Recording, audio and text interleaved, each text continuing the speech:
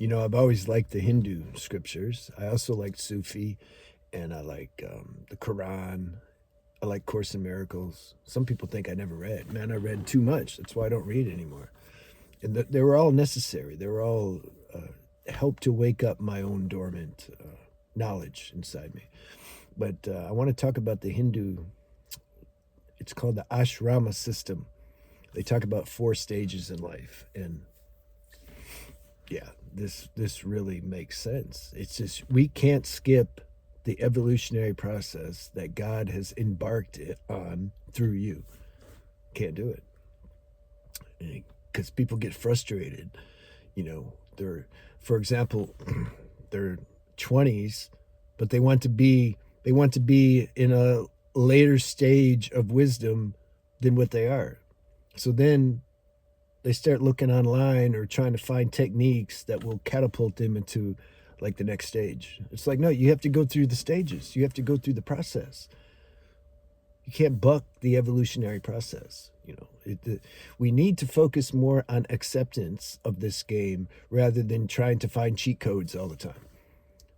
This is what I've discovered through working with people and through groups, and we get impatient, and we start to the ego wants to claim it's going after enlightenment or something, but then it doesn't want to go through the steps. It secretly harbors this fantasy that, oh, if I just reach enlightenment, then I can rest.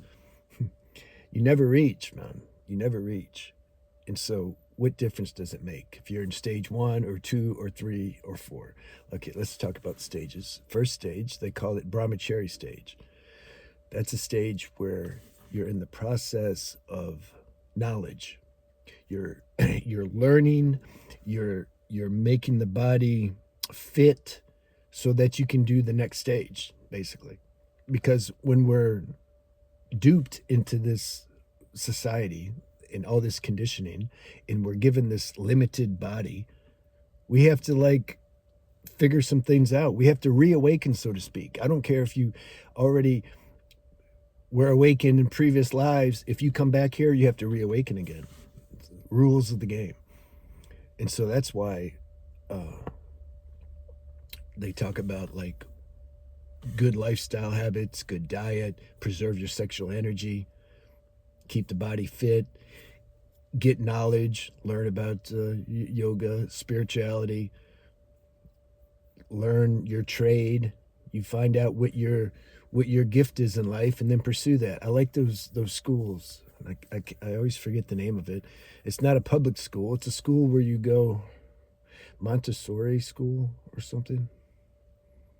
Can't remember. Something like that. And the teachers kind of they put a bunch of different things in front of the students, and they see where the student what he's attracted to, and then they cooperate with that. They don't like tell you what you should be attracted to.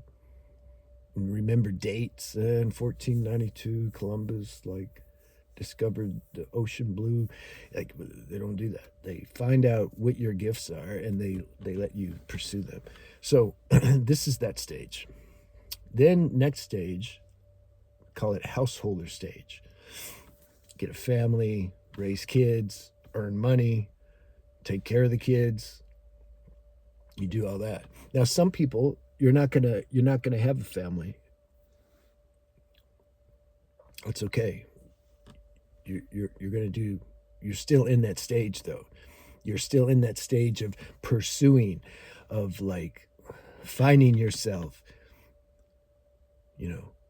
expressing your gifts or your creativity, or you're fulfilling your function, your whatever you studied in the first stage. Now you're going to do that, make money, get a house, get set up, however that looks. Like it don't look the same for everybody. Now the third stage, this is call it ashram stage. This is when you're not really, you've already, if you've lived your life sufficiently, that's why I'm a proponent of live your life to the fullest. You've already done the first two stages. So first two stages is when you have all these desires. You have desires and tendencies, you have karma, like you burn all that. You go do all those things. Wow, what would it be like to like go to Alaska or go to Hawaii or go to Bali? Okay, go do all that and see. What's it like to have sex? I don't know. Go see. You know, and you do make money, drive a fast car. You know, all these things. You go do all that.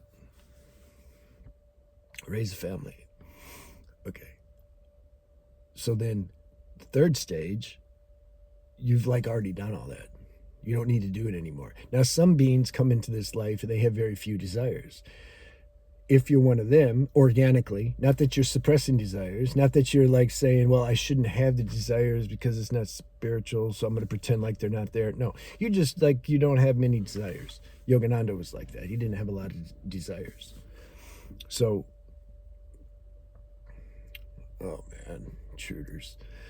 So, you're in that stage where you've sufficiently lived your life, you've burned through a lot of karma already, you've had a lot of experiences, you've burned through your desires. So now your attention's more inside because you've organically saw that nothing out here can really give you any kind of true satisfaction. Not only that, you waste a lot of time and energy out here pursuing things that aren't going to do anything. You've organically saw that. That's wisdom. You see it by doing it. Living experience. So then you're at the stage now, your dharma is revealed to you, basically, what you're supposed to do. Don't measure that, though. If you're not doing anything, so to speak, if you just have a garden and you're taking care of the garden, and that's what you're supposed to do, then that's what you do. You don't say, oh, but I'm not on a platform, you know, showing way to the people, and so that means I'm not doing what I'm supposed to do. No, you're doing what you're supposed to do. You have to have enough self-honesty to know, are you doing what you're supposed to do? Not based on what other people are doing. See, leave that out of the equation, big time. Leave it out. And you're doing what you're supposed to do, and naturally your attention is more inside. It's more contemplative. You're spending more time being aware of your own presence, because like, what else is there to do? You spend enough time being aware of things outside yourself and how it feels to have a desire and how it feels to pursue the desire and how it feels to experience your desire and then reap the benefits and the consequences from that. Like, you've done that enough. So now it's more, you've become aware because you have a spiritual practice, because you've cultivated that, because stage one, you got knowledge, you learned like, okay, there's something more to life than just worldly ambitions. So you've studied enough things, spirituality, religion, techniques, different meditations and yoga. You found your own niche. And so now you're just doing that. Now your spiritual practice is actually a real spiritual practice. You're doing it from inside because you want to, because there's nothing else to do. You just don't want to. What else is there to do?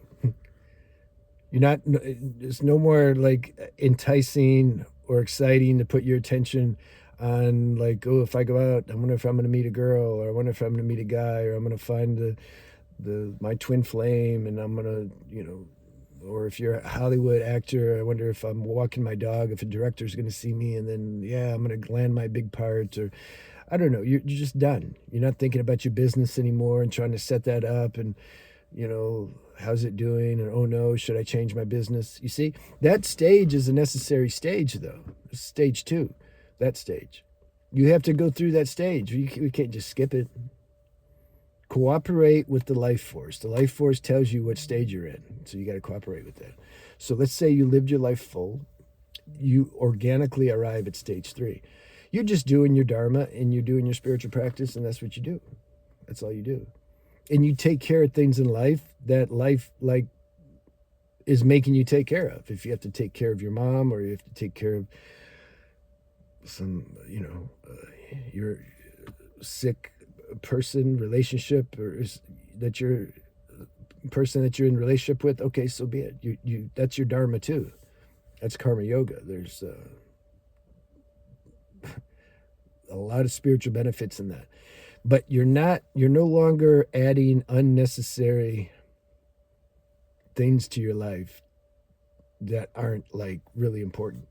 You don't have time for it anymore. You're on your way back to the source now, meaning you're you're on borrowed time now.